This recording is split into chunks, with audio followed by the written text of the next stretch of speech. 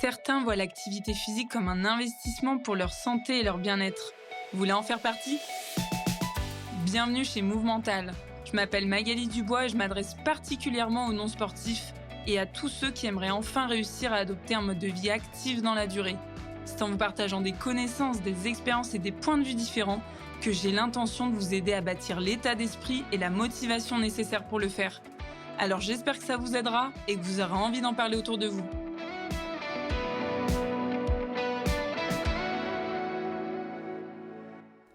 À chaque rentrée, c'est pareil. Tu reprends le sport, tu arrêtes. Tu reprends, tu arrêtes, tu reprends, tu arrêtes, etc. La musique, on la connaît. Mais pourquoi est-ce que tu répètes le même scénario à chaque fois? Alors que t'es motivé, t'es plein d'entrain en cette nouvelle rentrée, mais au fond, tu te demandes toujours, est-ce que ça va durer? Est-ce que je vais réussir à faire durer le truc? Parce qu'en fait, tout simplement, à chaque fois, tu sais comment ça se termine. Alors voici ce qui se passe. Je vais essayer de décortiquer comment ça peut se passer pour toi.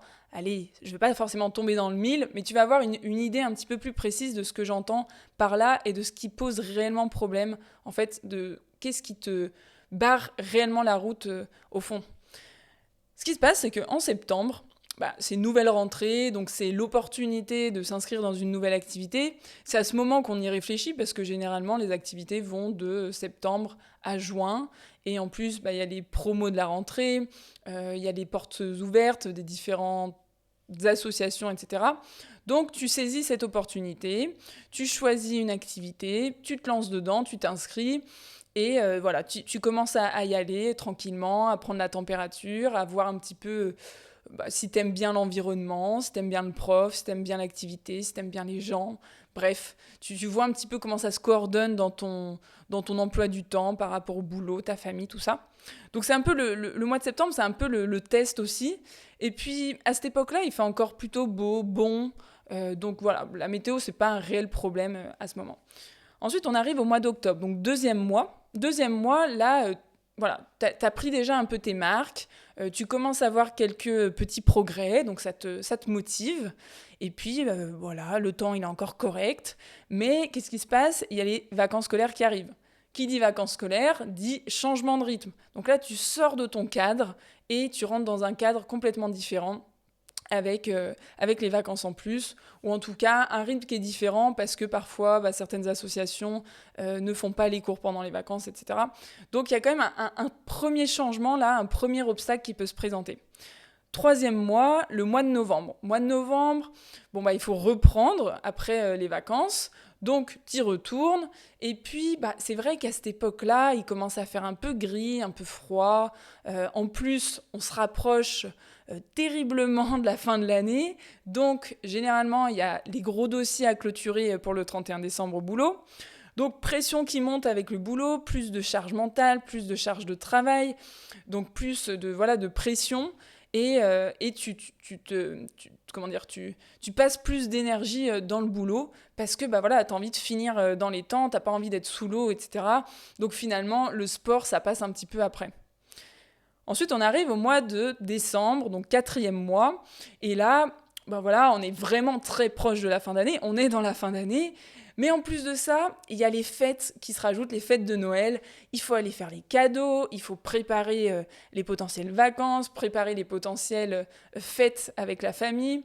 Et en plus de ça, quand c'est Noël, il y a tous les repas de Noël, les repas de famille qui s'éternisent, ou bref, on passe plus de temps à manger que finalement à bouger.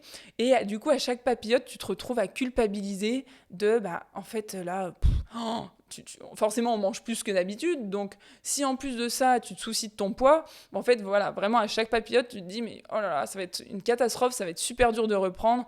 Ça va être encore une fois hyper compliqué. Et puis, tu culpabilises parce que tu manges plus et que tu bouges pas assez ou moins. Donc, il y a vraiment ce truc-là qui s'installe et qui provoque un peu une sorte d'anxiété dans le fond pour certains. Et ensuite, on arrive en janvier. Janvier, là, c'est différent. Il y a une page qui se tourne. On entre dans une nouvelle année. Il y a les bonnes résolutions. Donc là, ça redonne un coup de boost. On se fixe des résolutions. On est tout content. On se dit, waouh, ça va. Allez, cette fois, c'est la bonne. Donc tu te lances, tu vas à fond, tu t'y mets. Bon, au passage, il fait quand même froid, donc c'est vrai que c'est pas toujours si facile que ça. Mais voilà, tu y vas. Et qu'est-ce qui se passe ? Tu te crames. Tu te crames parce que justement, il y a le froid, il y a peut-être les rhumes aussi qui viennent. Bref, il y a différents petits trucs qui te rappellent quand même un peu à la réalité. Même si tu es très optimiste et que tu as envie de réussir à aller au bout de tes résolutions, il y a quand même 2-3 petites choses qui te ramènent à la réalité. Et puis ensuite, alors je ne vais pas continuer tous les mois, mais on peut s'imaginer qu'il y a les ponts qui arrivent, il y a encore les vacances scolaires, il y a les coups de mou, il y a les grippes, les Covid et tout le tralala, il y a peut-être les embrouilles avec les collègues, il y a la famille à gérer, les premiers barbecues, la chaleur, etc. Bref, il y a plein de trucs qui se répètent d'année en année et pour lesquels on ne peut pas forcément tout changer, ces événements, ils arrivent.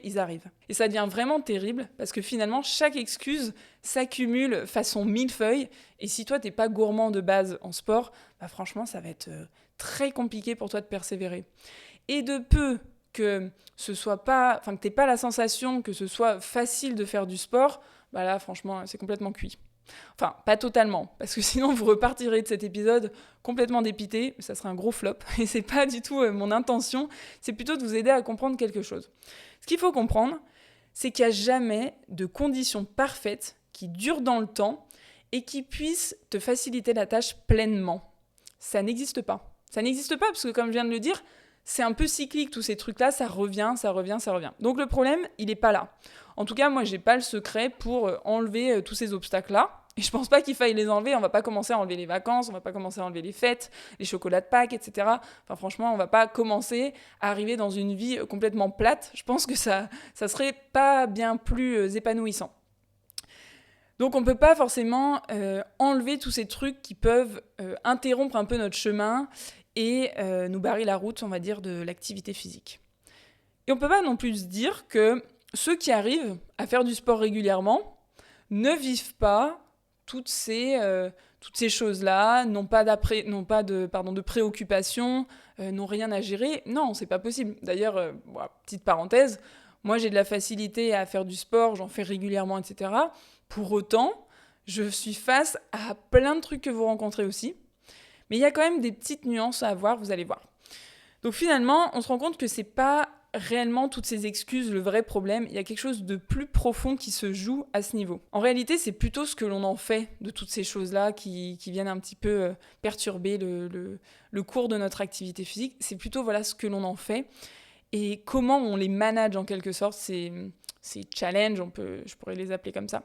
Et pour bien les manager, c'est vraiment ça qui va faire la différence entre des personnes qui arrivent à les manager et des personnes qui ont plus de difficultés.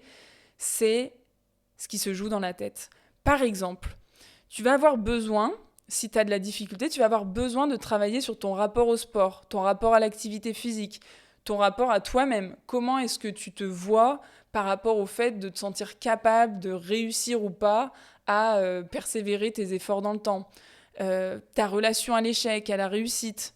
Bref, il y a énormément de choses. En fait, tout ce qui fait partie finalement de l'état d'esprit et de comment tu te représentes cette reprise d'activité physique, comment tu te représentes ce mode de vie actif, en fait, que tu t'imagines. C'est ça qui fait une grande différence entre les personnes qui arrivent et les personnes qui n'y arrivent pas. Et si ces choses-là ne sont pas travaillées, si tu ne mets pas le doigt dessus, si tu ne vas pas un petit peu confronter ton état d'esprit là-dessus, tout simplement, ça va ne faire que t'écraser encore plus sous ce millefeuille d'excuses. Donc là, à ce niveau de l'épisode, on se rend compte que ce ne sont pas les excuses le vrai problème, c'est plutôt ce qui se cache derrière, qui fait que, je sais pas moi, quand il y a une grosse charge de travail qui arrive, si justement tu travailles plus, etc., et que du coup tu n'arrives pas à faire tes séances et que tu en conclus que finalement c'est pas possible pour toi, que finalement t'es pas capable de maintenir le rythme et que du coup tu abandonnes, là justement c'est là qu'il y a un petit truc qui va pas. Il y a un petit truc qui va pas dans le fait que si déjà tu crois pas que tu vas pouvoir reprendre derrière, ou si pour toi tu vois ça comme un abandon, peut-être que ça va pas t'aider en fait. Ça va juste rajouter une pièce de plus dans la machine de je suis nul, j'arrive pas à tenir dans la régularité, dans la constance, je suis pas fréquent dans mes activités, etc. Ça va juste rajouter une couche là-dessus.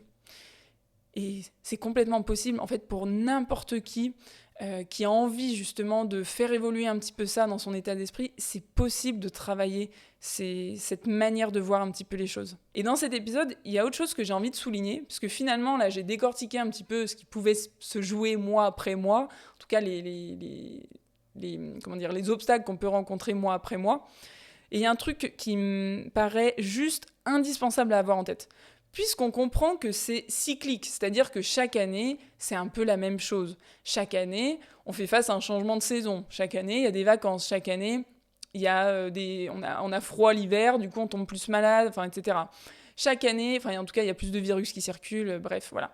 Chaque année, c'est un peu les mêmes choses qui se produisent. Donc quand on comprend ça, déjà, il faut se dire que c'est pas possible de s'imaginer un mode de vie actif qui soit toujours le même, de la même manière, et qui ne varie pas selon justement ce qui se passe. Je vais essayer d'être un peu plus claire dans la manière dont je l'exprime, mais c'est vraiment une question de rythme.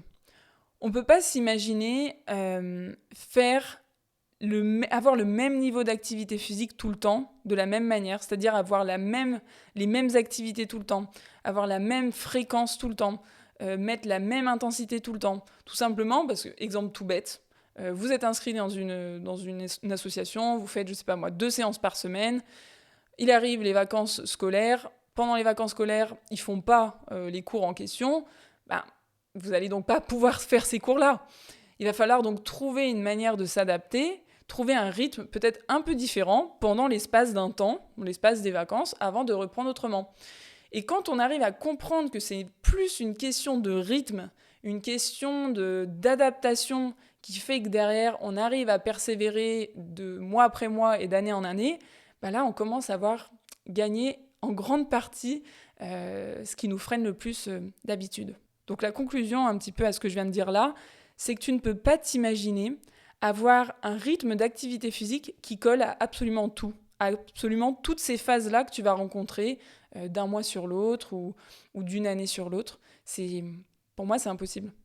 C'est impossible, d'autant plus que, je crois que je l'ai déjà cité dans un précédent épisode, en avançant dans l'âge, en avançant donc dans le temps, forcément qu'au niveau de notre condition physique, nos capacités, il y a des choses qui vont évoluer.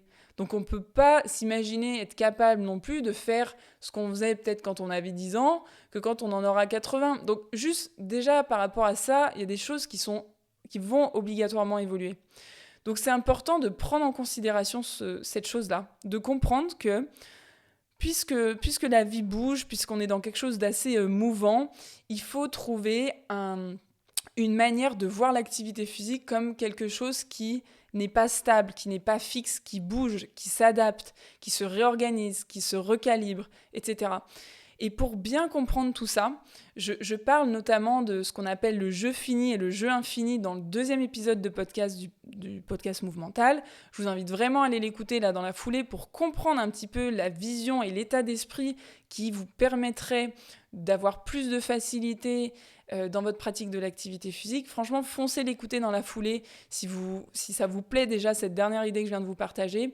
En tout cas, j'espère que sur cet épisode, ça vous aide à comprendre plusieurs choses et à comprendre qu'il faut aller plus loin, chercher plus loin que, en fait, finalement, non, mais j'arrive pas à pratiquer parce que je suis fatiguée ou j'arrive pas à pratiquer parce que j'ai trop de boulot. C'est pas ça les vraies raisons dans le fond. Il y a bien d'autres choses qui sont bien plus ancrées, bien plus profondes et sur lesquelles vous allez être obligé d'aller travailler un petit peu ou en tout cas vous y atteler pour faire évoluer ça. Sinon, je peux vous garantir que vous allez rencontrer des difficultés. Vous allez continuer de rencontrer des difficultés et surtout continuer à avoir du mal à les surmonter. Et c'est là toute la nuance. C'est pas tant de faire face à des difficultés, c'est plutôt la capacité derrière de les surmonter. Et c'est sur ça que j'aimerais vous amener. C'est sur ça que aussi les épisodes du podcast servent. Donc franchement, nourrissez-vous des épisodes, écoutez-les le plus souvent possible. Il y en a beaucoup maintenant sur plein de sujets. Donc j'espère aussi que ça vous permet d'enrichir un petit peu votre vision des choses par rapport à l'activité physique, que ça vous donne aussi un petit peu d'espoir sur la manière dont vous pouvez concevoir les choses. Parce que oui, il y a des recommandations en activité physique, mais ces recommandations qui sont de 150 minutes par par semaine ou 30 minutes 5 fois par semaine d'une activité physique modérée à soutenue, avec des activités plutôt cardio, etc. Si on suit ce truc-là au pied de la lettre, vous pouvez bien vous imaginer à quel point c'est compliqué que ça puisse coller tout le temps, toutes les semaines, tous les mois de votre vie. Voilà, je vous souhaite une très belle journée. On se retrouve bientôt pour un prochain épisode. Bye.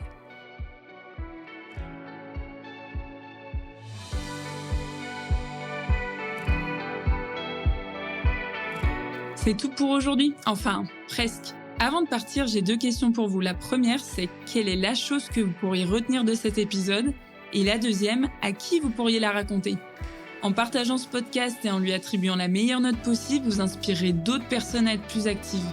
Et comme votre avis compte beaucoup pour moi, n'hésitez pas à me faire part de vos réflexions, j'essaierai de vous répondre. À bientôt!